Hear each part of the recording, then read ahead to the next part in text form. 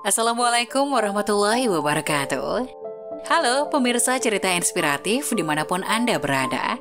Salam sejahtera untuk kita semuanya. Semoga kita semua dalam keadaan sehat dan tetap dalam lindungannya. Kembali lagi dengan kami di channel Cerita Inspiratif, di mana kita akan berbagi kisah-kisah inspiratif penuh makna untuk Anda simak.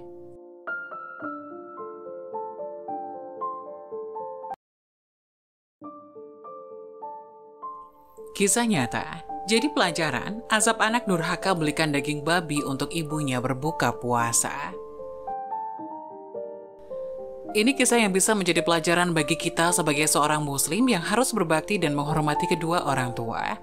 Dilansir Siakap Kelly, kisah seorang anak di Kelantan, Malaysia yang memberikan daging babi kepada kedua orang tuanya untuk berbuka puasa adalah sebuah kejadian yang sangat menyentuh relung hati sebagai seorang muslim. Sekitar awal tahun 90-an, seorang pemuda berusia sekitar 30 tahun menjerit-jerit seorang diri di rumahnya saat menjelang waktu maghrib, terutama di bulan Ramadan. Dia meraung setiap hari bagaikan orang yang tengah mengalami penyiksaan. Akhirnya ia dibawa ke seorang tokoh agama setempat untuk diobati. Setibanya di hadapan sang ustadz, pemuda itu kemudian menceritakan satu peristiwa yang menyayat hati. Ceritanya beberapa tahun sebelum ia tinggal dengan ibunya. Dia mengaku kalau ia adalah anak yang nakal dan suka melawan dan menghardik orang tuanya dan menolak saat diajak melaksanakan sholat. Suatu hari ibunya meminta dia membelikan makanan untuk berbuka puasa. Saat itu si anak tengah tidur dan merasa kesal. Setelah berulang kali diperintah, si pemuda menuruti kemampuan ibunya dengan perasaan kesal. Di tengah pembicaraan, si pemuda terdiam dan menangis dan melanjutkan ceritanya. Pak Ustadz, saya waktu itu sangat kesal disuruh beli lauk untuk buka puasa. Saking kesalnya, saya belikan makanan yang mengandung daging babi. Pernah juga, saya belikan daging ular, ungkap si pemuda. Saat ditanya ibunya soal daging apa, ia menjawab daging sapi.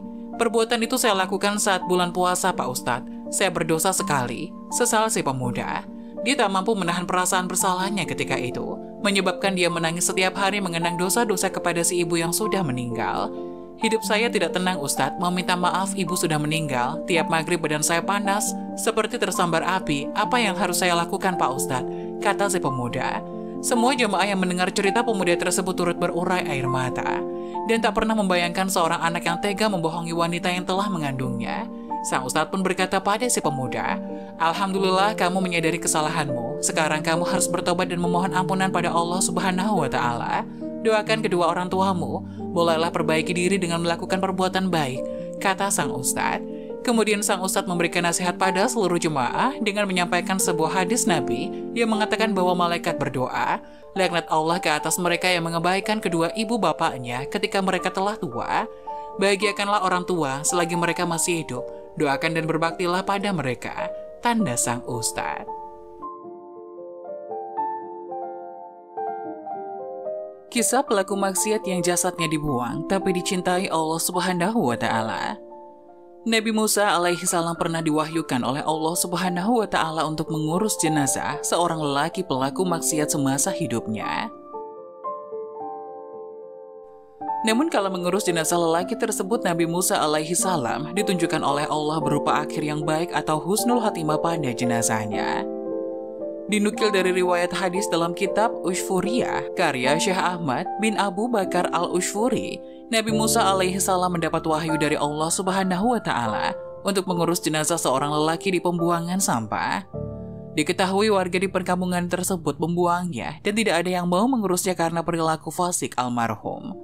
Wahai Musa, di suatu perkampungan ada seorang lelaki mati di pembuangan sampah. Ia adalah salah satu di antara kekasihku, namun para tetangganya tidak mau memandikan, mengafani dan menguburkannya.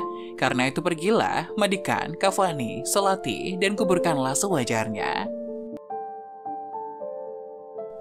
Sesampai Nabi Musa alaihissalam di perkampungan itu, beliau pun mulai menanyai warga tentang keberadaan sejenazah.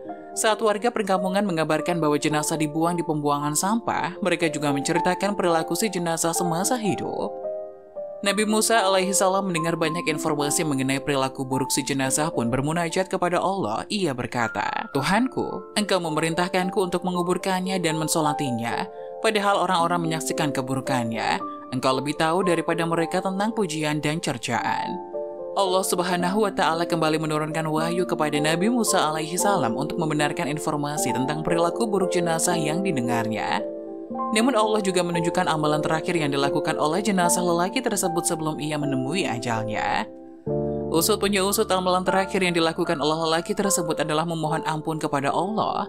Menurut riwayat, ada 3 doa yang dipanjatkan oleh lelaki tersebut di hari-hari terakhirnya. Pertama, lelaki tersebut mengakui perbuatan maksiat yang dilakukannya. Ia berdoa kepada Allah Subhanahu wa Ta'ala, "Wahai Tuhanku, sesungguhnya Engkau mengetahui perbuatan-perbuatan maksiatku yang sebenarnya juga aku benci dalam hati. Namun ada 3 hal berkumpul bersamaku sehingga aku melakukan perbuatan maksiat yang sebenarnya aku benci dalam hati itu, yaitu hawa nafsu, teman yang buruk dan iblis. Karena itu ampunilah aku." Kedua, sang lelaki juga mengakui bahwa tempatnya semasa hidup berada di lingkungan orang fasik. Meski demikian, ia juga pernah berada di sekitar orang soleh dan mengaku lebih senang berada di sana. "Wahai Tuhanku, Engkau tahu aku melakukan perbuatan maksiat dan tempatku adalah bersama orang-orang fasik. Akan tetapi sebenarnya aku juga senang bersama orang soleh dan senang dengan sikap zuhud mereka. Tentu tempat bersama mereka lebih aku senangi daripada bersama orang fasik." Hingga doa terakhir yang dipanjatkan lelaki tersebut adalah pernyataan dirinya yang berjanji akan mendahulukan hajat orang soleh dibanding orang yang fasik. Di samping itu, ia juga memohonkan ampunan kepada Allah Subhanahu wa Ta'ala sebagai doa terakhirnya. "Wahai Tuhanku, seandainya Engkau memaafkan dan mengampuni dosa-dosaku, para wali dan nabi akan merasa senang, sedangkan setan-setan musuhku dalam musuhmu akan sedih. Begitupun sebaliknya. Dan aku pun tahu bahwa kegembiraan para kekasih kepadamu lebih Engkau senangi daripada kegembiraan setan-setan dan pengikutnya. Karena itu ampunilah dosa-dosaku, ya Allah." Sebagai zat yang maha pengasih dan maha penyayang, Allah Subhanahu wa Ta'ala pun mengampuni dosa-dosa jenazah lelaki tersebut karena amal terakhir yang dilakukannya. Mengenai hal ini, Rasulullah juga mengabarkan dalam hadis bahwa amal seseorang dinilai dari akhir hayatnya. Dari Abu Umamah Al-Bahilil disebutkan, jika Allah menginginkan kebaikan kepada seorang hamba, maka dia akan membuatnya banyak beramal. Beliau ditanya, bagaimana Allah membuatnya banyak beramal? Beliau menjawab, diberinya taufik untuk beramal soleh sebelum mati, kemudian dia dicabut dalam keadaan seperti itu. Hadis riwayat Ahmad.